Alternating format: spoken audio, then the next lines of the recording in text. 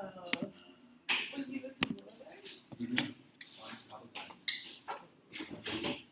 right, it's 12:30, so I'm going to go ahead and get started. And just a reminder that for writing for the final exam, on test day, what you're going to do is, what's going to happen is you're going to get a brand new article that you have probably never seen before, but maybe you have, then you're, what I recommend is making annotations because you'll have to turn it into a multi-paragraph essay.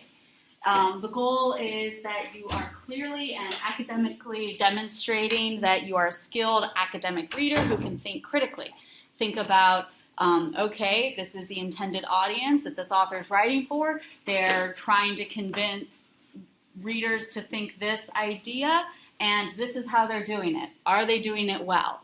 So first, before we kind of go from article to annotations to before we do the annotations to the outline, which we focused on reading and annotations on Tuesday, we're going to think about going from the prompt to the outline. So, and I'm giving you these directions because, and I'm not saying that you have to follow these, but you should find what works best for you. But these are strategies. The goal is that they're for all students, and they can kind of help you, even if writing is not your strength. There are a set of steps you can follow, which is kind of similar to my experience with acting class. I took acting class in undergrad. Has anyone done an acting class? Anyone?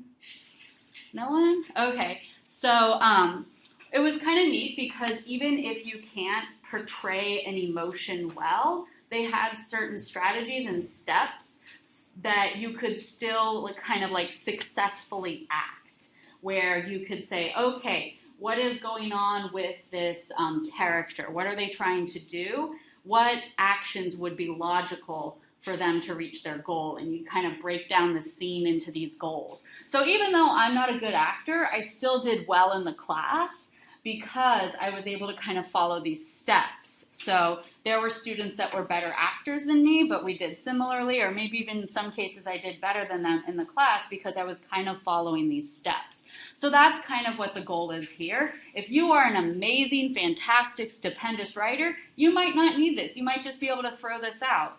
But this is kind of the goal, is that you can follow these steps and you can get sort of an insight into the writing process that is required from you for the final, for the WPA.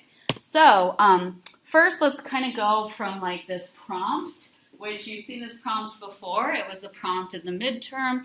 It was the prompt in the final. It's going to be the prompt in the final, WPA. Know this prompt so you don't have to spend time reading it unless you're kind of going over things in your head. So I'm just going to read it out loud. So identify and provide a brief explanation of the author's argument.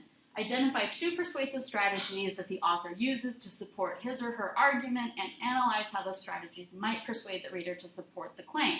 Discuss the assumptions on which the argument is based and evaluate the extent to which the reader would find the argument convincing. So that is going to, translate into, we don't need to see this. Sorry, you guys know I don't have enough cloud storage. All right. So what that means is that your introduction kind of lines up with this part of the writing. Your body paragraphs kind of line up with this part of the prompt. And then your conclusion sort of lines up with this part of the prompt. So that means you can already start, you don't have to look. Kind of one of the ideas is that when you're prepping, you can kind of come in with a basic outline for the paper in your head, and what rhetorical devices you'll analyze and discuss in each paragraph, so that you don't really have to make that plan. That's already done. So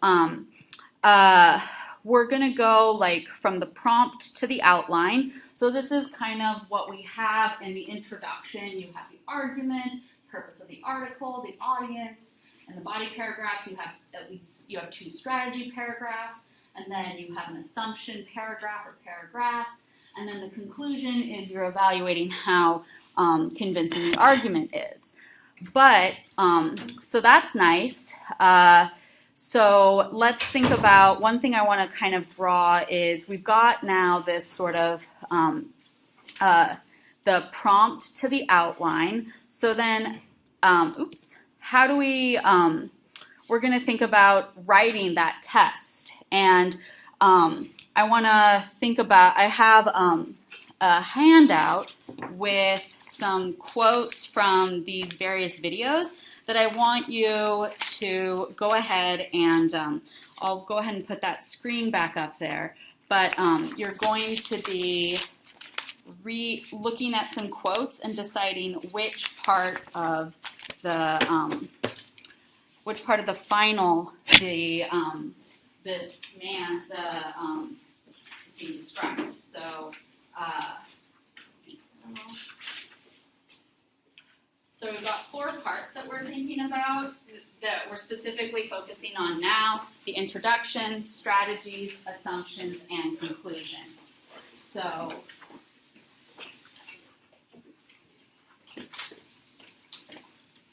I'll post this back up there so that you can kind of like map, if you want, you can map the different parts. Let me open.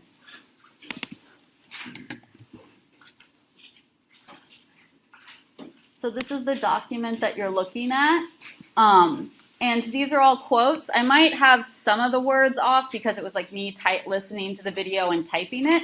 So I might have some of the parts off, but that's more or less the right idea. So you're thinking about the introduction. So think about like what, like if we go back to this, like introduction, you're looking for argument, purpose, audience. These are some of the key words you're going to be looking for. And the strategy paragraphs, you can think about like what are some of those words that you might be thinking about when you're trying to write your strategy paragraphs. Like emotion, logic, things like that. Assumptions, you know, that word itself, how people think. So go ahead and go through and try and figure out which part. It's the I for introduction, S for strategies, A for assumption, and C for conclusion. I labeled the first one is A. Pay close attention to where the reading was published.